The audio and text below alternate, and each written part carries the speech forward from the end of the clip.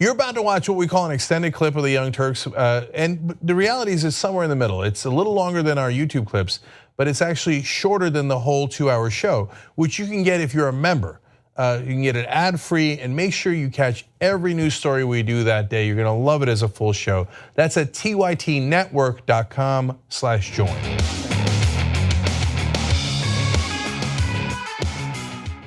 Drop it.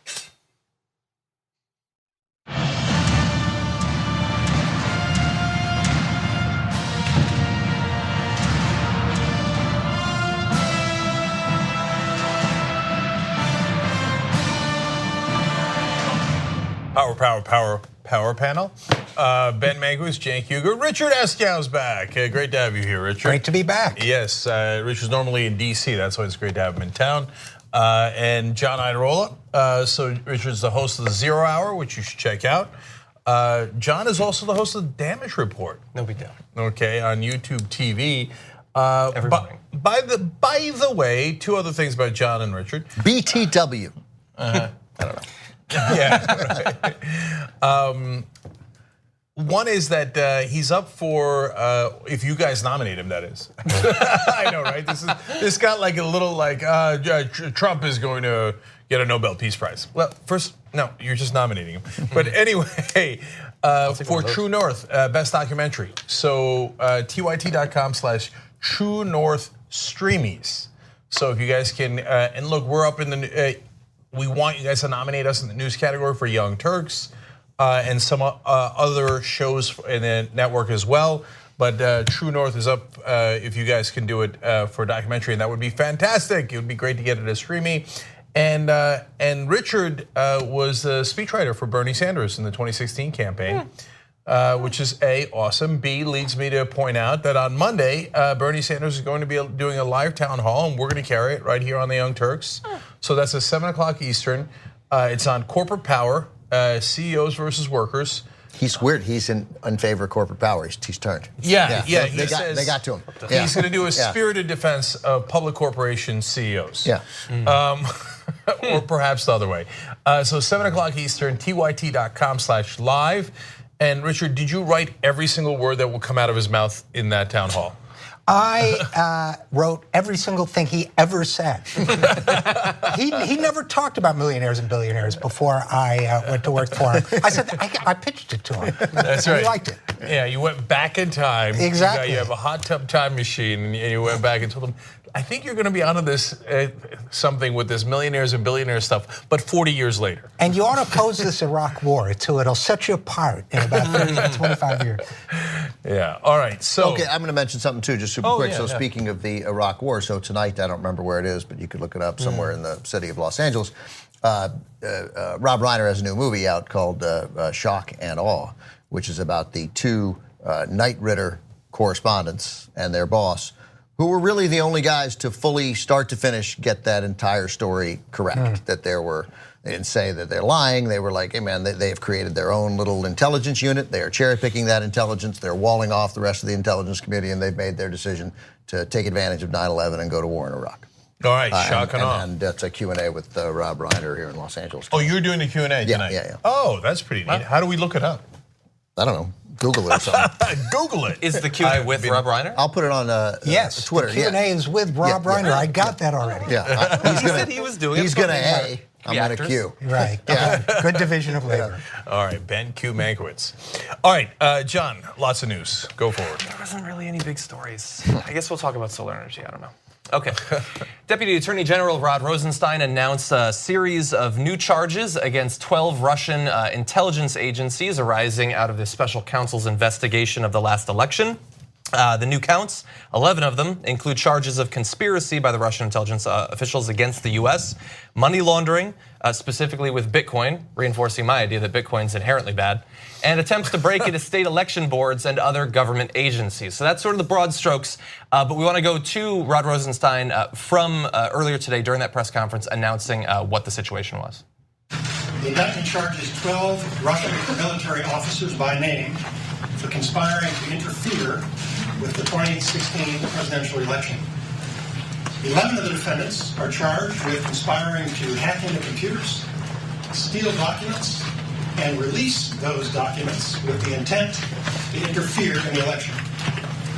One of those defendants and a 12th Russian military officer are charged with conspiring to infiltrate computers of organizations involved in administering elections, including state boards of election, secretaries of state, and companies that supply software used to administer elections. So already in there, there's quite a bit to unpack. One part that we should mention is when they talk about the state boards of elections, we had previously known that voter data had been stolen. I believe at the time we thought it was 200,000 voters' data had been stolen. It turns out it's actually 500,000 voters' data had been stolen during that part of the operation. And Rod Rosenstein mentioned that they have the particular names of the Russian intelligence officers. Those include both lieutenants, but also majors as well, showing that this went up to higher levels of the GRU. Looked like they had one of them there behind Rod Rosenstein. Yeah, I thought that was the most interesting man alive. Yeah, totally, that's right. Yeah. Yeah. So look, guys, there's a lot of talk about Trump, and we're going to do that too, and it's very, very relevant. But I want you to focus on the most important thing here. They got into the state boards of elections, and they were trying to hack into the software that administers our elections. So that is super serious. If they were successful in that effort last time, or if they are successful in that effort next time, that means they flat out just steal our democracy. That is not a hyperbole. If they are successful, that is hijacking the actual vote, not a tweet, not some fake news on social media. That's going straight into our votes. So whether you're on the right or the left, the time to talk about how this is hysteria and that there's actually no evidence has passed.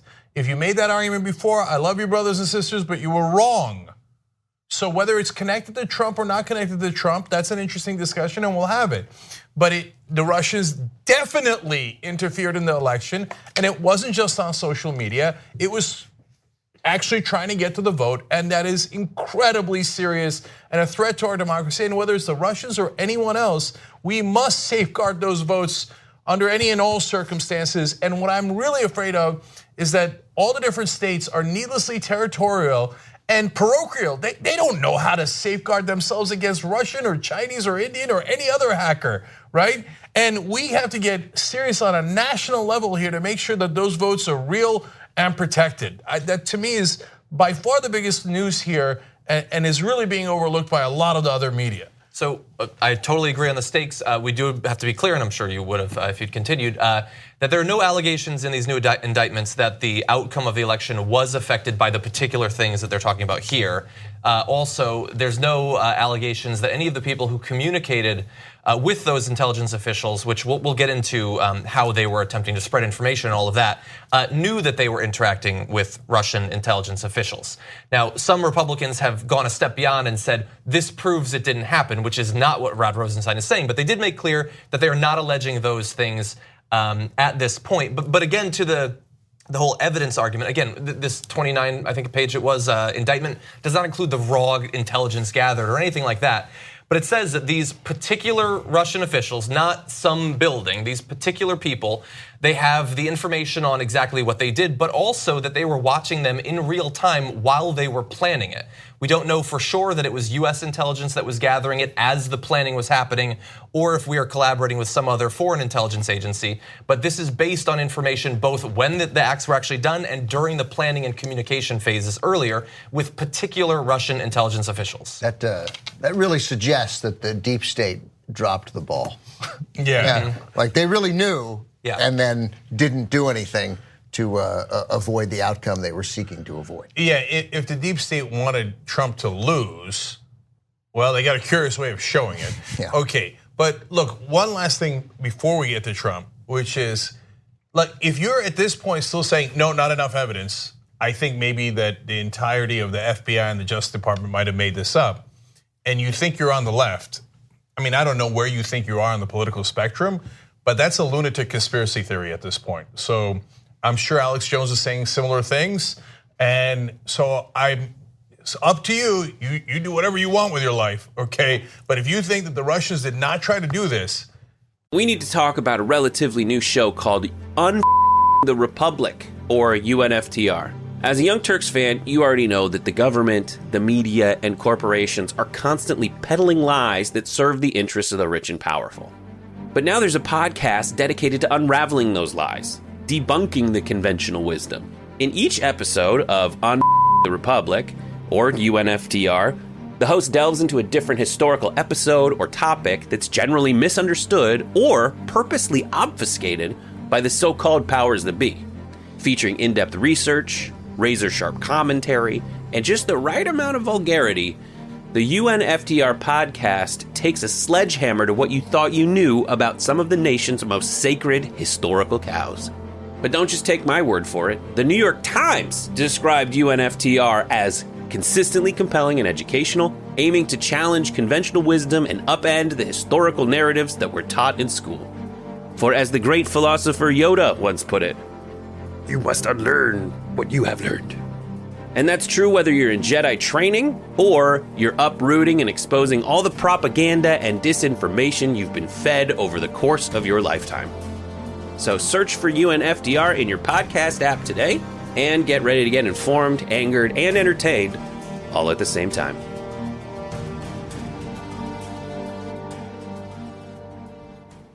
Man, okay, then you don't believe anything. Then you're in the camp of the Trump-like people who say everything is fake news, everything's contrived, and everything's a conspiracy. And that's loony. I've always been a follow the evidence kind of guy. And very early on in this conversation, people would say to me, "You're a Russia skeptic." And I would always say, I'm an everything skeptic. That's my job, right? But so early on, I would say, let's see where the evidence takes us. That's what I've said all along. And I have to say, at this point, man, this would have to be a very elaborate conspiracy to deceive the American people into thinking the Russians were trying to interfere, because otherwise, as you said, you've got so many people about Rod Rosenstein and Mueller and all these things.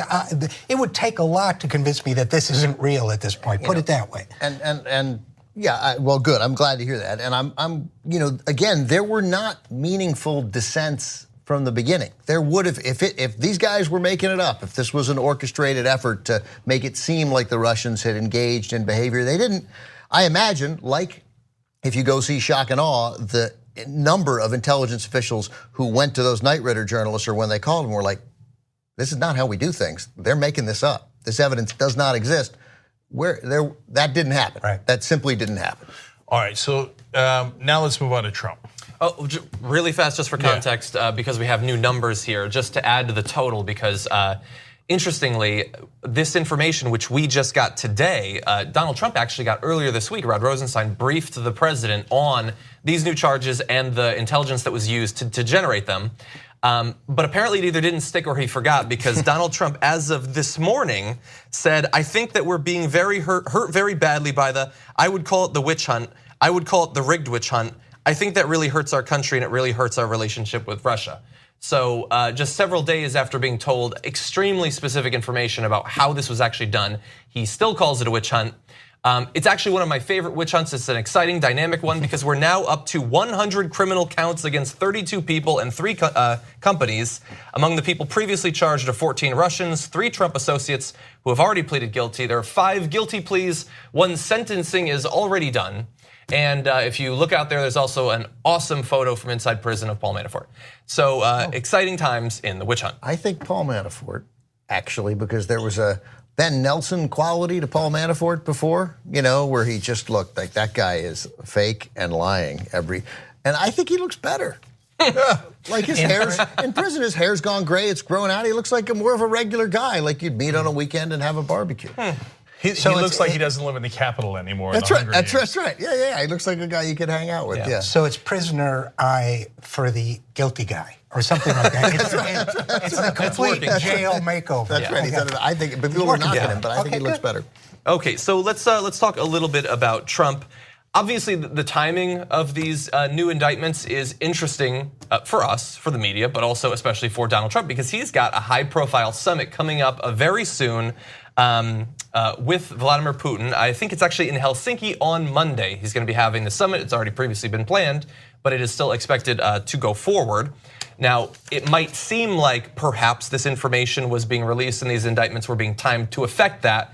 Rod Rosenstein said that's not the case. He says the timing of the indictment's release is a function of the collection of the facts, the evidence, and the law, and a determination that it was sufficient to present the indictment at this time, which I guess could be true, but it certainly is in the air as this summit is coming up. I think we have to actually, I don't think it's terribly important, but you have to take that, I would say, at face value, because they've had any number of opportunities to drop balls at more damaging times, particularly before the election. And so I just imagine that they just proceed rather to the oblivious extent that they. Possible. Although now they did also suggest that there'll be no report coming until after the midterms. No, these conspiracy theories. Look, I get it. You say, hey, look, the timing sounds suspicious. How's this? If you really wanted to embarrass Donald Trump, you wouldn't tell him any of this. Remember, he got this information a couple of days before the public did, right? And you would let him go and fawn over Putin, which is what he's almost certainly going to do and would have done without this information. We had a wonderful relationship. We had a tremendous talk. He was a wonderful guy, etc. Then you would drop this and he'd look like a total jackass.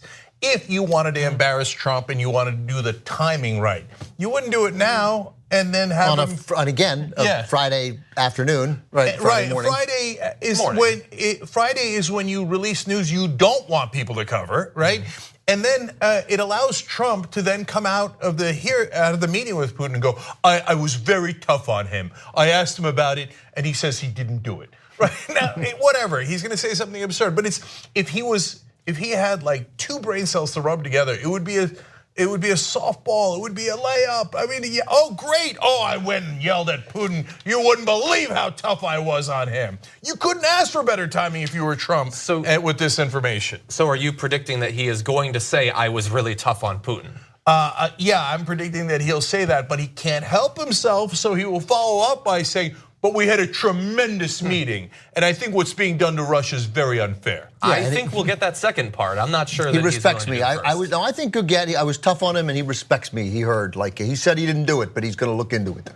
Yeah, something along those lines. And as for your theory, I tend to agree with it. It makes a lot of sense to me, but with the caveat that Trump is immune to embarrassment and shame. He embarrasses himself 8 times a week, and it doesn't matter. So what's one more embarrassment or less at the end of the day? I'm serious. I have a 5-year-old daughter, and like when she starts crying hysterically, mostly it's because she's done something wrong and she got caught, and so I'm encouraged by that because she feels a degree of, oh, I shouldn't have done that. So I actually don't, like I laugh at her, right? I want it to go on and on and on. But Trump doesn't have that. That little thing doesn't exist, and you see it sometimes in other kids. And I always think, oh, psychopath coming.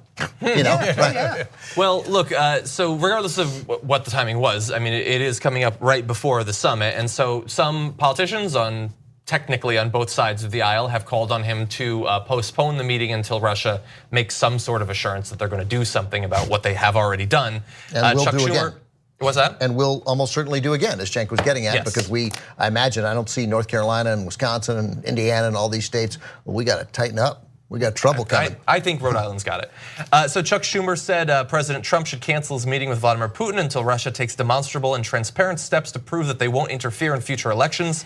Glad-handing with Vladimir Putin on the heels of these indictments would be an insult to our democracy. Just the most recent one, I suppose. And there was a tweet with a statement from John McCain saying, if President Trump is not prepared to hold Putin accountable, the summit in Helsinki should not move forward. Asked about this, Sarah Huckabee Sanders said, it's on. That was literally what she said. What does that mean? They're doing the meeting. Oh, I see, okay. So us reasonable progressives are stuck in the middle here. I don't know that I want him to cancel the summit or spit in Putin's face or launch missiles or do whatever, right? Well, I don't want to launch missiles. I just want to be clear about that. Yeah, but you don't want him to do the summit. I don't care. Yeah, that's what I was going to get at. So to us, look, I want him to meet with Kim Jong-un. I want peace in North Korea, etc. But I don't want him to be a sucker and then have him say, oh, he's a great guy and he's gotten rid of all of his nukes. Well, he hasn't. That didn't help, right? I don't want, and so if he goes to Putin and is actually negotiating on our behalf for things that are important in the world and to avoid further conflict, wonderful. But do anybody really think that that's what Donald Trump is going to do? He's going to go there and embarrass himself, embarrass us. He's going to kiss Putin's ass, and he's going to give him whatever he wants. He went to NATO and said, well, they speak Russian in Crimea anyway. Why don't they just, are you crazy? And he is. He just gives Russia everything they want, so he's going to go to Putin. And look, you know what I think. I think he's in his back pocket, but even if you don't think that, I'll tell you ahead of time like I always do. I guarantee you that he's gonna get nothing for us, and whatever Putin wants, he's gonna give it to him. So he might come out and declare that Crimea should be Russia. I don't know, but I know that we're not gonna get anything out of it. So there's no point to it. So I don't want further conflict, and yes, there are some people out there who think, oh good, let's use this to drum up more conflict in the world. We're not in that class, but we're also not in the gullible class who thinks that Trump's going to go to talk to Putin and get something good for America. That's just not going to happen.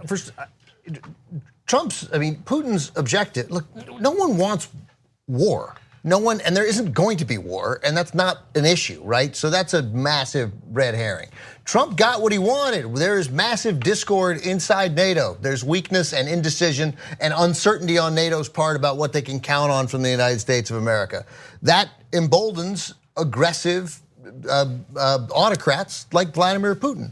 That's a win. He has it. And by the way, that makes war more likely. That's right. Overall, because if Trump goes and kisses his ass one more time, what's going to stop Putin from taking Estonia? And if he does that and says, "Hey, Trump said they speak Russian in Crimea. They speak Russian in Estonia. A lot of people in Estonia speak Russian. So I use the Trump logic to take Estonia." Then war becomes more likely, not less likely. So here's one of the things. At TYT, we frequently talk about all the ways that big tech companies are taking control of our online lives, constantly monitoring us and storing and selling our data. But that doesn't mean we have to let them. It's possible to stay anonymous online and hide your data from the prying eyes of big tech. And one of the best ways is with ExpressVPN. ExpressVPN hides your IP address, making your active ID more difficult to trace and sell to advertisers. ExpressVPN also encrypts 100% of your network data to protect you from eavesdroppers and cyber criminals. And it's also easy to install. A single mouse click protects all your devices. But listen guys, this is important. ExpressVPN is rated #1 by CNET and Wired magazine. So take back control of your life online and secure your data with a top VPN solution available, ExpressVPN. And if you go to expressvpn.com/TYT, you can get 3 extra months for free with this exclusive link just for TYT fans. That's expressvpn.com/TYT. Check it out today. I'll preface my comment by saying one of the things that's bothered me about a lot of the reaction to the Russia stories is that a lot of Democrats and a lot of pretty liberal people sound like they're trashing diplomacy. And I believe in diplomacy, and I believe we got to keep talking to the Russians. They're the other nuclear superpower. I'm a backer of diplomacy. We can't let that stop. But on this one, I got to say, I take a fairly tough position. That part of diplomacy is you got to know when to say, no, the meeting's off. Because with this new information that's unacceptable, we'll get back to you at a later date, but it is not appropriate for 2 chiefs of state to meet while this is unresolved. So I would actually, for all of my talk for diplomacy, my first reaction, maybe I'll think about it more over the weekend, but my first reaction is to say, no, Trump ought to call it off. Yeah. That's diplomacy too, right? Acting tough, we're not canceling meetings. So RJ, I'm glad you said that, because the diplomacy that we're talking, we're not on the verge of war. When we're on the verge of war, you talk and you keep talking and nobody walks out of the room, right? Because when people walk out of the room, then you're on the cusp of missiles being launched. This isn't that. This is a long issue with diplomacy. Of course we're all in favor of diplomacy, but diplomacy isn't only, oh, I'm gonna meet with this guy and have a giant summit, a publicity stunt. Of course I'm glad he talked to Kim, theoretically, but the low-level discussions are what's important anyway. And we weren't on the verge of war with North Korea. We're not now, we weren't before. So this is all nonsense. Diplomacy is a long game that we've been playing successfully in the parts regarding NATO and the Soviets since 1945, effectively for 73 years. Okay, and Trump says, in following up to his message that the Russians should basically have Crimea, he said, well, if it was Obama's fault anyway. If I was president, he wouldn't have been able to do that. Well, hey, Donald Trump, good news for you. You're president now, and you have a chance to be so tough on Russia that they don't do anything like an aggressive action like that against the West again. Because that's your point about Obama. Oh, he let him take Crimea, right? Well, we just found out for sure that the Russians tried to interfere in our elections, not with tweets, but actually get into the ballot box. They tried to steal our elections. So are you going to let him get away with it? My guess is yes. In fact, in the first statement that he did, that the White House put out was, see, this shows that Trump was never involved. Number one, of course, as usual, not true. It doesn't show that at all. They didn't speak to that. They said this is not about that. That's a different matter. This is about, did the Russians actually hack into the DNC, Hillary Clinton's emails and steal those emails? Yes, it was Russian intelligence officials that did that. And more importantly, in all of our minds, they tried to get into the ballot boxes, okay? Now, that's a thing you should be pissed about if you're the American president. You should be outraged by that. And there should be consequences, not military consequences, but something. So, because if there's no consequences, no sanctions, no anything, why don't you just open up a sign that says, China, anyone else, break into our ballot boxes anytime you like, we'll reward you afterwards. So, like Richard pointed out, part of diplomacy is also being tough. Tough doesn't mean war. If you're a neocon, that's all it ever means, right? But we're not neocons. We have the whole range of actions here. And if Trump goes there and he's done nothing so far, he's not showed 1% interest in actually protecting America. And he's president now. So is he gonna protect America or is he only concerned about himself? And you know what the answer to that is. That's why every single comment so far has been me, me, me, me, me. It's a witch hunt. Oh, they're coming to get me, but I'm innocent. How about us? You're supposed to be the president of the United States. You're supposed to represent us. And he does no such thing. So I don't want that embarrassment meeting with anyone. We have one more interesting wrinkle of this, but I think we should take our first break. All right, let's take a quick break and then come back and talk. You want to talk about curious timing? We'll talk about curious timing. All right, we'll be right back. All right, back on the Young Turks. Nuno Martins writes in, indictments aren't proof of anything. It's not evidence, you idiot. Okay. So right about the first thing. Yeah, it's not proof of anything. Yeah, not the second thing. It is evidence. Yeah. You still get to have a trial. Yeah. Well, not guilty. It presupposes the existence of evidence. That's right. I mean, they'd have to be crazy to do this without any evidence at all. I mean, really, Nuno and anybody else out there, you think that the Justice Department got together and they're like, what shall we invent today? Okay, let's just make up a bunch of things, present it to a grand jury, and have them believe it, have them do the indictment. But when we get into court, we'll be embarrassed because there'll be no evidence. That'll work out really great for us in our careers.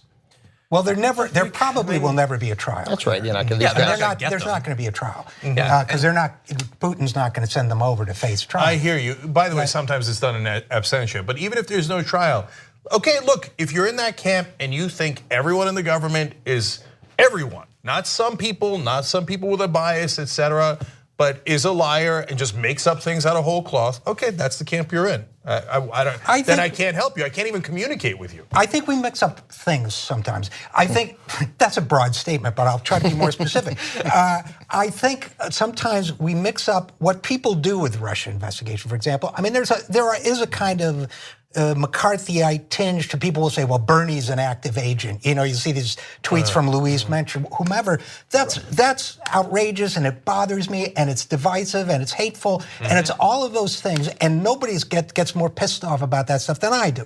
But when it gets to this point that they're indicting 12, 13 people by name, at that point in my head, the burden of proof shifts. You've now got a tall order to convince me that there isn't evidence behind it. Look, that may not be proof of guilt, but there's evidence. And the Justice Department says we tracked it. We know exactly who did this.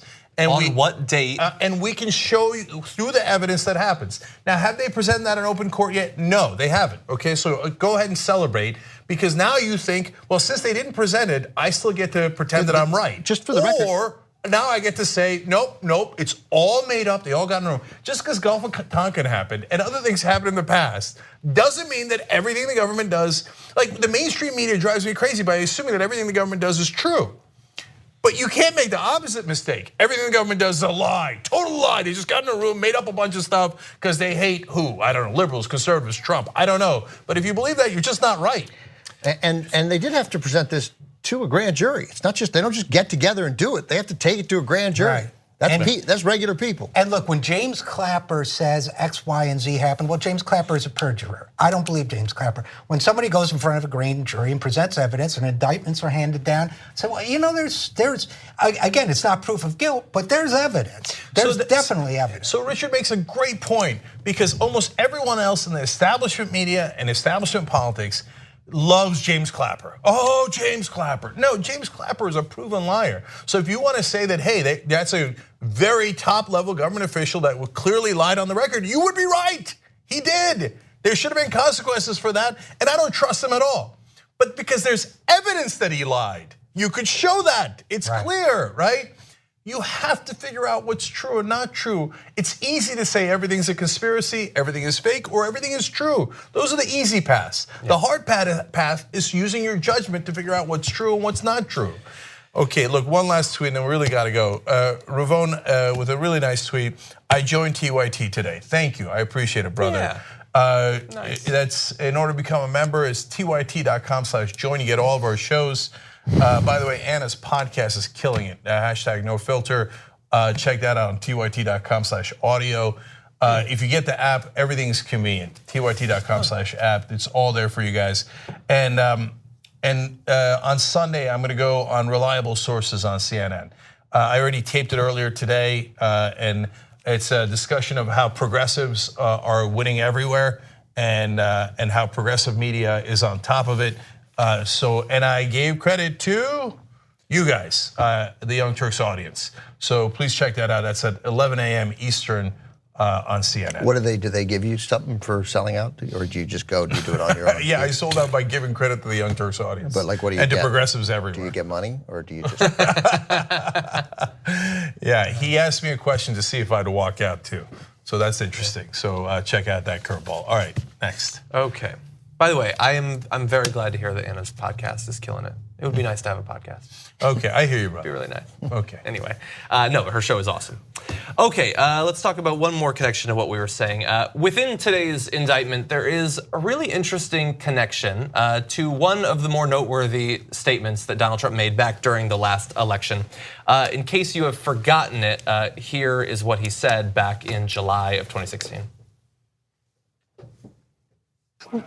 What do I have to get involved with Putin for? I have nothing to do with Putin. I've never spoken to him. I don't know anything about him other than he will respect me. He doesn't respect our president. And if it is Russia, which is probably not, nobody knows who it is, but if it is Russia, it's really bad for a different reason, because it shows how little respect they have for our country when they would hack into a major party and get everything. But it would be interesting to see. I will tell you this. Russia, if you're listening, I hope you're able to find the 30,000 emails that are missing. I think you will probably be rewarded mightily by our press. Let's see if that happens. That'll be next. Yes, sir. And he was right. They actually were rewarded mightily. So there, I still remember when that happened. I think we covered it live during the RNC. Very exciting, noteworthy thing. Now, afterward, some of the people around Donald Trump said he was just joking, which is it's a good defense and a necessary defense, because it's not often that a presidential candidate made the same joke again at the debate. Oh yeah, no, I'm getting there. That a presidential candidate would encourage a country to hack into his opponent seems un-American, fundamentally anti-democratic. But he did it, and it was just a joke, and he really liked the joke. So that same day, later that day, he tweeted, "If Russia or any other country or person has Hillary Clinton's 33,000 illegally deleted emails, perhaps they should share them with the FBI." And so those were two great jokes that he told on July 27th of 2016. Somewhere else in the world, something was happening on July 27th, 2016, but we didn't find out about it until the indictment came out today. And it could just be a coincidence, but one of the sections in the indictment says, the conspirators, that's the Russian intelligence operation, spearphished individuals affiliated with the Clinton campaign throughout the summer of 2016. For example, on or about July 27th, 2016, the conspirators attempted after hours to spearphish for the first time email accounts at a domain hosted by a third-party provider and used by Clinton's personal office. At or around the same time, they also targeted 76 email addresses at the domain for the Clinton campaign. That could just be a coincidence. Okay. It could.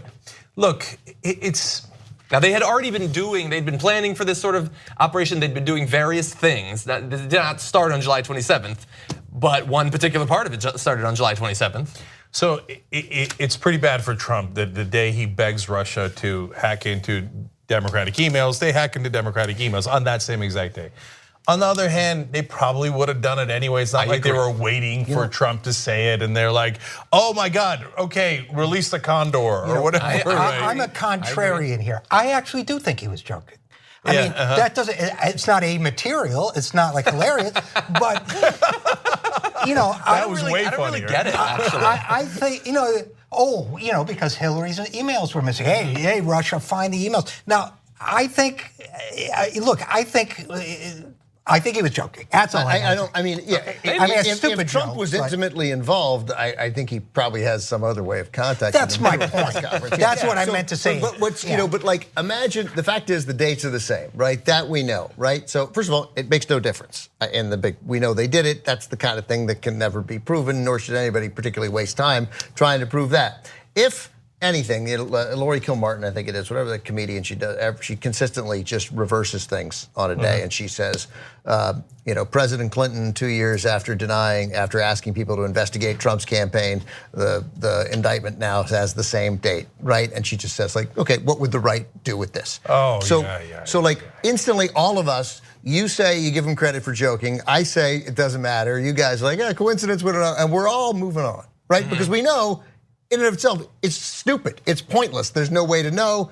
And we obviously know he would have another manner of communicating. I mean, Sean Hannity would spend his entire show on this. And I don't say this to be like, isn't the world unfair? I suggest that they are better at this kind of politics. Because you know why, Ben? Yeah, I do know why, but go ahead, you take it. Because they have no shame. That's right. Because if we thought, hey, it probably has nothing to do with it, we'll say that. Instead, if we had, which we just did,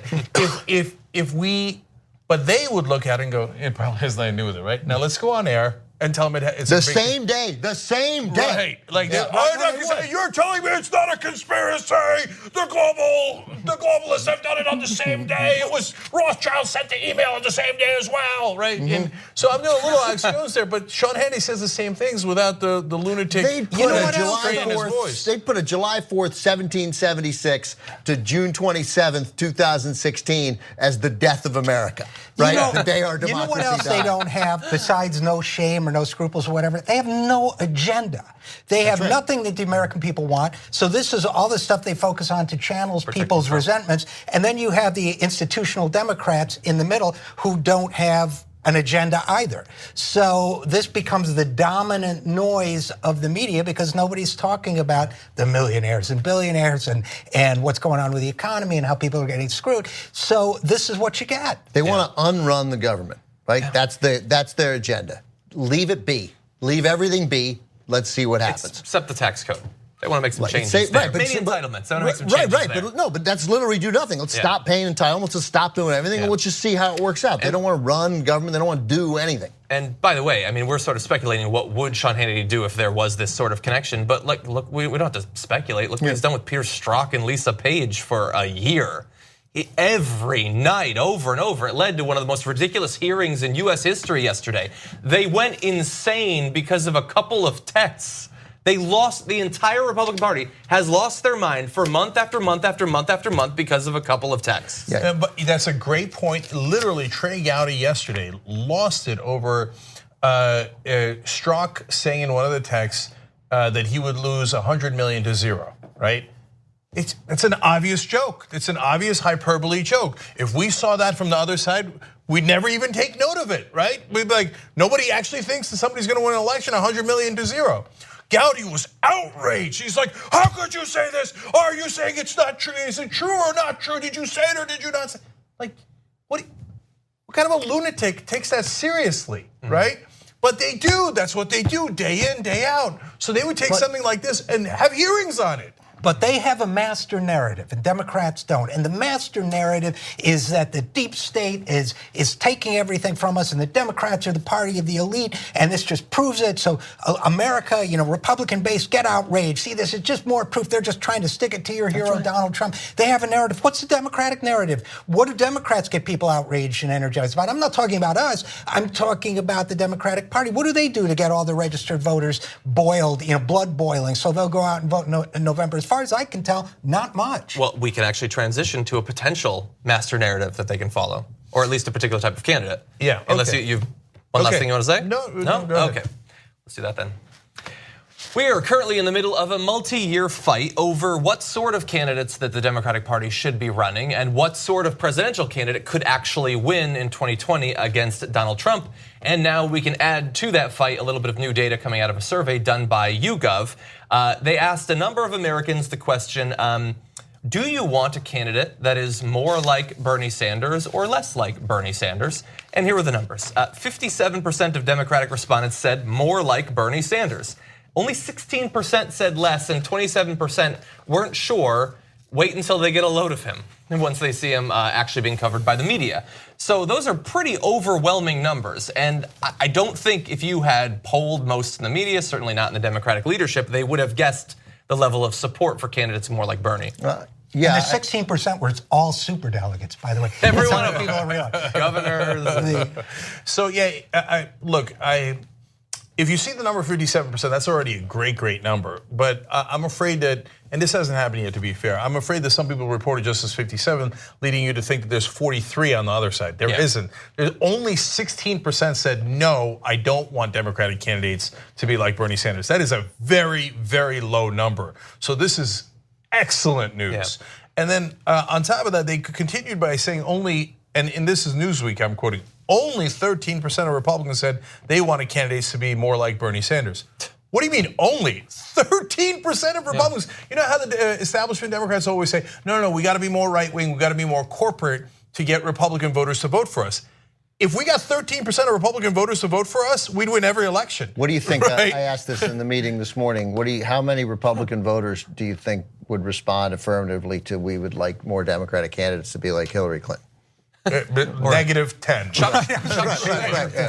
Right. Like seriously, and unless they interpret it as all of them, because we'll never lose. Right. And I say seriously, so some wise guys say, you can't actually get negative 10.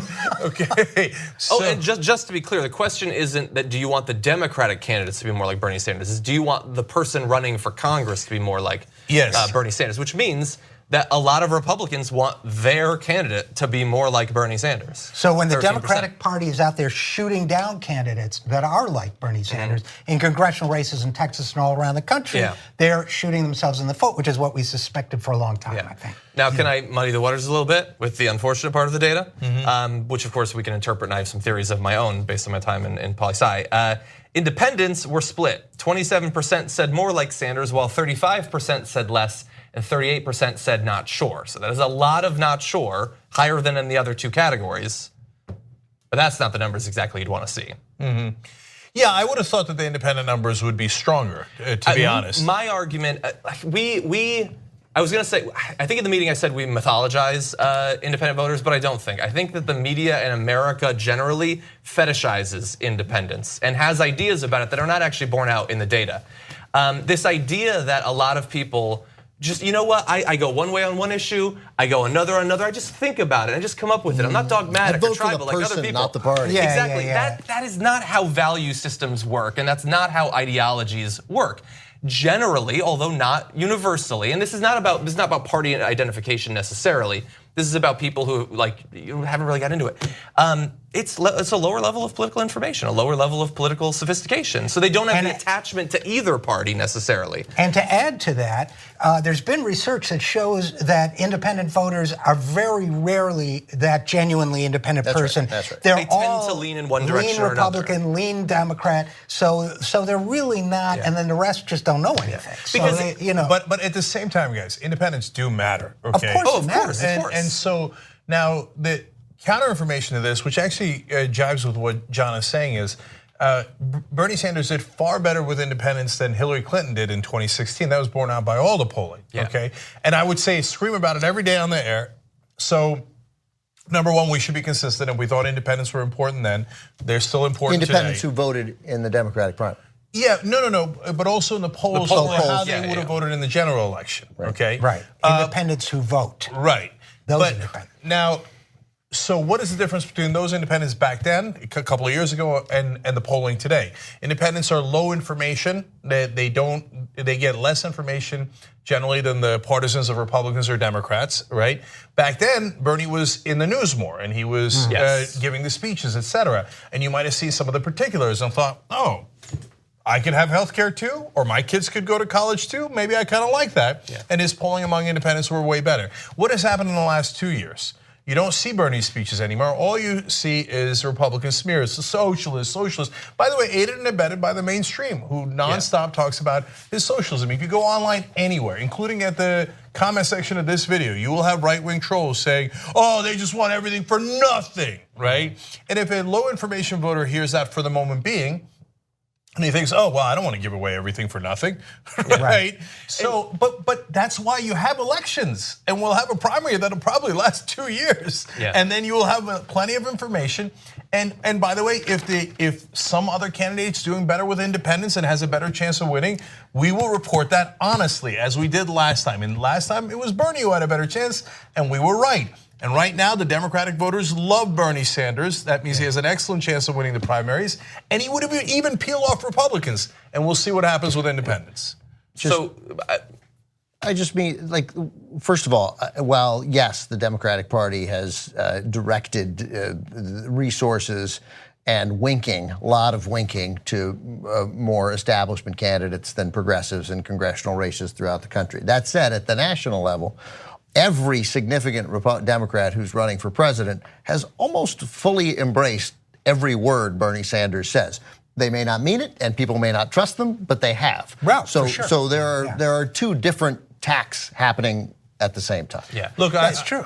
So really fast, I just want to say also, there's a little bit of self-selection going on here, because if you voted for the Democrats before, you voted for the Republicans, I mean, you are necessarily saying that you have paid attention to politics, you've gotten engaged in politics, and independent, it lumps together multiple types of people. So there are some people who pay attention to politics constantly, but don't support either of the parties. I would consider those more true independents.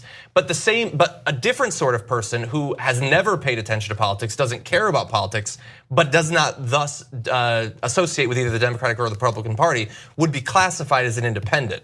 Both of those types of people, and I would say one group is probably much larger than the other. So it's really using one term to apply it to two totally different categories.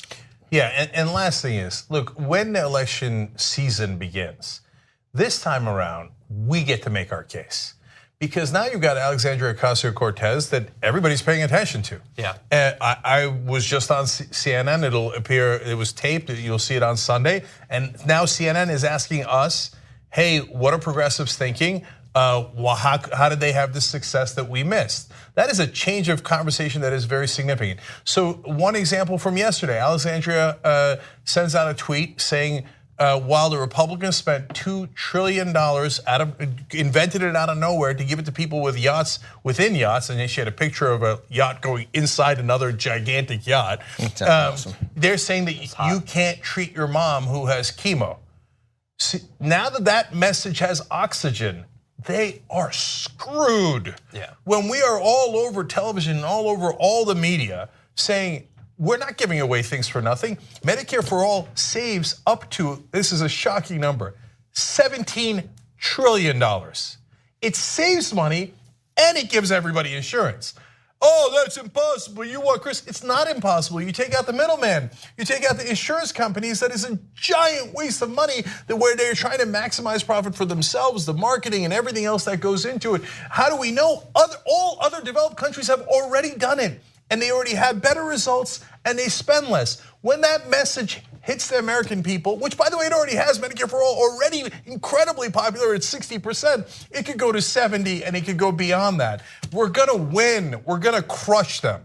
This is why when people say to me, for example, oh, you can't go into South Carolina or Macomb County, Michigan, and talk about Medicare for all, and I'm co-authoring a book on Medicare for all now. I say, I'll make that case all day long. Average family of 4, according to actuaries, pays more than $11,000 a year for their medical expenses. Medicare for all, estimate about $5,000. I'll go any town in this country and say, you want to save $6,000 a year. I'll make that case all day. And you know what's happening? Right now, Brent Welder, James Thompson, they're both winning in the middle of Kansas, running on Medicare for all. You know why? It turns out people in Kansas want to save money and have health care. Beto O'Rourke in Texas, his #1 issue, Medicare for all in Texas. Why? Because when you tell people you can actually have insurance, and as a society we could save trillions of dollars, they're like, where's the question? And the other side says, yeah, but on the other hand, how about those poor insurance companies? Okay, good luck with that message, brother. No, of course, good but luck. they don't. I got it. That's the truth. But the fact is, the message is, you can't afford it, you'll bankrupt the country, and nobody will have health care. And then we put out tweets of yachts within yachts and go, you afforded $2 trillion for the rich. Hey, guys in Texas, guys in Kansas, did you get a yacht within a yacht? No, you didn't, did you? And the top 1% got on average a $61,000 tax break. $61,000 a year. You didn't get that. And they say, no, I can't afford insurance for your kids. I can't afford education for your kids because I spent it all on yachts within yachts. That's good. Come and get it. Come and get it. You can't put a yacht within a yacht without having somebody expand the first yacht so that the other yacht can dock inside. That's job creation. Yeah, well, good luck. We desperately need to go to our second break, but one good bit of news I saw, and you may already know about this, but Bernie Sanders and Alexandria Ocasio-Cortez are going to be campaigning together. They're heading to Kansas. Do you know the first person they're doing a rally for? Brent Welder. Brent Welder. TYTKansas.com. July 20th. Okay. Can you imagine being at that rally? Can I go to that rally? Well, awesome. We'll cover that rally one way or another. I don't know. So unbelievably hot in Kansas in the middle of summer. I don't care. I'm going to pass. Okay. John was starring in True Midwest. All right, guys, we'll be right back. Thanks for listening to this podcast. You're only halfway through, so hold, stay right here. Just want to remind you, if you want to get all 5 segments of the Young Turks commercial free, these are just 2 of them. Every day we do it. So go to tytnetwork.com/join, and you'll get the whole 5 segments, 2 hours, ad free. Do it now. All right, back on the Young Turks. Q Music Q writes in on YouTube Super Chat. Cenk, you keep saying to us that you can indict a ham sandwich. That's a quote that's often put out there. That's true. It's not literally true, but and didn't the Podesta email say they did in fact collude to make it all up? That is a confusion you're seeing, the inconsistency from TYT reporting. I love you, brother, but it isn't inconsistent at all. The Democratic Party did collude to help Hillary Clinton win the primaries. That is completely different from the FBI going and making up facts in an actual federal investigation. 2 totally different things. The Democratic Party's job is to win. They're terrible at it, right? But it's not a crime to collude to help the candidate who you think is going to win or you think will support the establishment and get all your friends rich, whatever the dumb reasoning was. They did think that she was the better candidate to win. I think we've seen over 8 years of losing 1,000 seats in state houses and the presidency that maybe they're wrong. Well, I don't think they were that high-minded. I think they saw it as being a good career move for them to help her. And I think what they did was probably not illegal, was definitely unethical, was definitely wrong and stupid. I have no problem with all that information becoming public so that the Democratic Party can reform itself. But that, public or not public, that does not address the issue of whether a crime was committed. They're separate topics. I will demand the last word because I know we can't go off on this, but yeah, that may have been their self-interest, but losing is not in their self-interest. Losing hurt them. Yeah. All right, let's keep going. Smooth says, I love when John Iadarola brings political science into the discussion. So there is one person. It adds a needed level of depth and understanding. Okay, very nice. And Wesley Ingram Not really says, totally need it, but all right, go on. Wesley Ingram says, does that say the swamp strikes back on John's shirt? And yes, that's exactly what it says. Here, let's take a one shot. The Swamp Strikes Back. It's pretty awesome, actually. Yeah, the I White love House this is shirt. in there. It's a great, great shirt. ShopTYT.com to get that shirt. ShopTYT.com. All right, what's the last story, John? Oh, the last story. Look at the self-control out of Cenk there. Not bad. Okay. Today, Donald Trump had a press conference in the UK, but even before that, he gave an advance interview with The Sun, or maybe he didn't. He doesn't think that he did, but they posted the audio, so it seems like he did. It gets complicated once you get into the weeds there. He talked about a lot of things, but I think the most interesting part of it, perhaps, is his discussion of European culture. He's a cultural critic. He doesn't think that what's happening recently is good for Europe. He said a lot, but here's a few parts. Allowing the immigration to take place in Europe is a shame. I think it changed the fabric of Europe, and unless you act very quickly, it's never going to be what it was. And I don't mean that in a positive way. We got that. I think, yes, exactly. You didn't need to say that, we know. I think you are losing your culture. Look around. You go through certain areas that didn't exist 10 or 15 years ago. I don't think he's gone through those areas.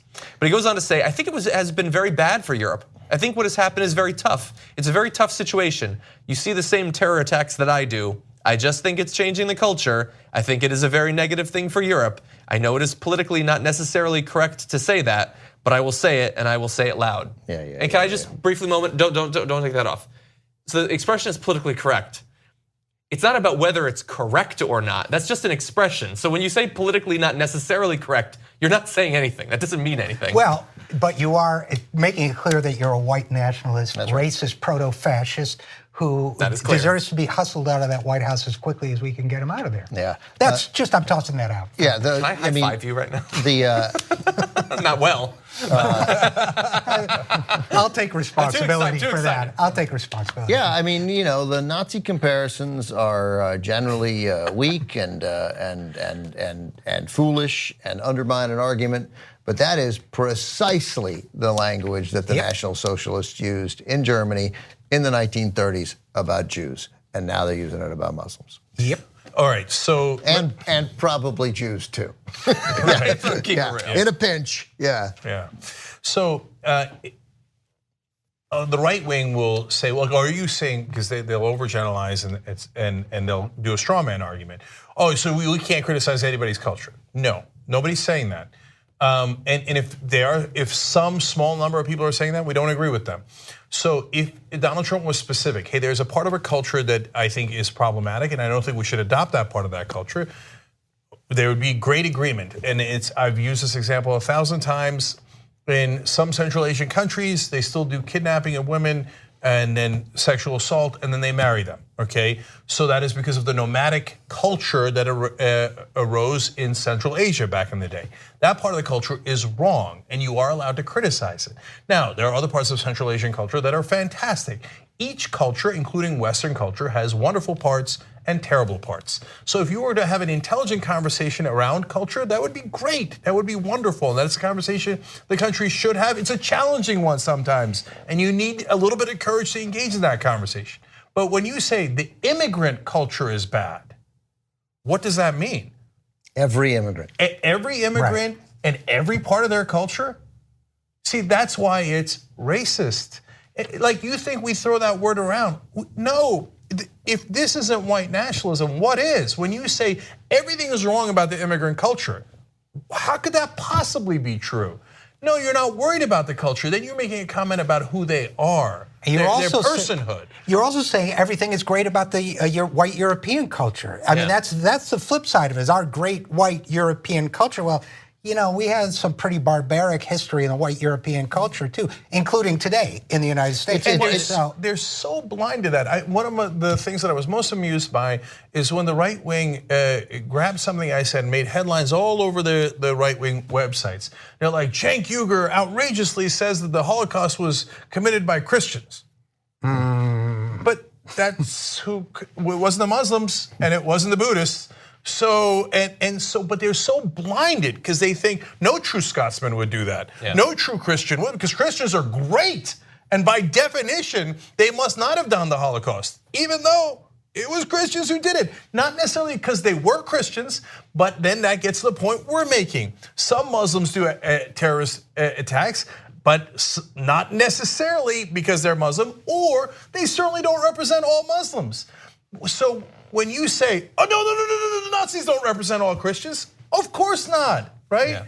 But the terrorists don't represent all Muslims. And the fact that you can't even see that is what's wrong with this level of thinking. Yeah, and on to the barbarism that I love the idea of him going to this country and saying, as a white person, you all are barbaric for coming in here. When you go back a year or two, and we're bombing their countries, we're devastating them economically. Go back 10 years, go back 20, 50, 100, 200. Throughout that entire span, we come in, we steal their resources, we disrupt their society, we overthrow their governments if they ever get a shred of democracy, and every possible opportunity, we kill them. And then we say now, you all are barbaric for coming to us largely to escape the chaos that we were instrumental in causing. We took 3,000 children, took them away from their families and haven't made no effort to reunite it. And we did it to, one, prove a point to discourage other people from coming, and two, to win an election in November, to fire up a vase and get them excited. And that sounds pretty barbaric. That sounds a little barbaric. It's just they are dressing up. Trump is the modern day 21st century version of a white citizens council. They put on a tie and they take off the mask. Yeah, and so look, guys. Hood. So the wraparound mask. The whole thing. Thank you. Again, they're so blinded. Like, look, Western culture has wonderful parts. My family moved from Turkey. I mean, that's kind of in the middle of the world, but if you want to call it the East, we moved from there to America because we love America. There's so many great parts of American culture. By the way, one of which is that it accepts all other cultures, right? And we have a boiling pot, and we have great contributions from Italians, Irish, Jews, yes, Muslims, yes, blacks, yes, Latinos. That's part of what was inviting about America and democracy and all those things. But is the West infallible? Does it have terrible parts of its culture? If you can't see that it does, there's something weird about you. We had slavery, that was pretty bad. The Holocaust happened in the West. It didn't happen in the East, it happened in the West. Now that doesn't mean everybody in the West is guilty, it doesn't mean all white people or all Christians are bad people, but that is also part of our heritage and our culture, and that is something we should root out. And so we have to be open to all cultures, but that doesn't mean we have to accept every part of each culture. But when you say, I'm against multiculturalism, that means you're saying, I'm only for one culture, I'm not for your other cultures, good or bad. And what's the one culture you're in favor of? It's obvious, the white culture. That's why when Richard says you're a white nationalist, that's exactly what you are. And then when guys like Ben Shapiro speak up and say that and they would have heard your point and be like, hey man, once again, here's Cenk Uygur equating all cultures. Is it so wrong to acknowledge that some cultures are better and we're more comfortable with than other cultures, right? I suppose, sure, everybody's more comfortable with a certain culture. But that would also hold then that because you don't want to be infected with other cultures, they don't want to be infected with us, which should make us think about our foreign policy. Yeah. Look, Trump is just brazen about it. It used to be a dog whistle, and it ain't a dog whistle anymore. We can all hear it when he says they're coming in here with their culture and changing ours and making our culture worse. That's some 1930s talk. Yep. And it is not subtle, it's not intellectual, it's not an attempt to tweak and protect the ideals and the traditions of democracy. He doesn't even believe in rule of law. It is an attack on other races. So you have to call it what it is. Yes, those comments are deeply racist. Okay, all right, we got to take a break here. Everybody check out the 0 Hour with Richard Eskow. Richard, thank you so much for joining us. Pleasure. Really appreciate it. Check out the Damage Report with John and go vote for True North or nominated for Best Documentary for the Streamies. That's tyt.com/True North Streamies. Okay, and then it's all out. It's all there for you guys. Thank you guys. We got a whole new power panel coming up, and my God, the story of what happened in Florida to African Americans by the police department there is so outrageous. All right, we'll have that for you guys when we come back. Thanks for watching what I hope was a lovely edition of the Young Turks. Now, you know that is 2 of the 5 segments that we do because that's free. We want to have you support independent media and come watch the whole show that we do every day. That's 5 segments overall, no ads at all. That's at tytnetwork.com/join. Come become a member. Thanks for watching either way. Thanks for listening to the full episode of The Young Turks. Support our work, listen ad-free, access members-only bonus content, and more by subscribing to Apple Podcasts at apple.co/TYT. I'm your host, Cenk Uygur, and I'll see you soon.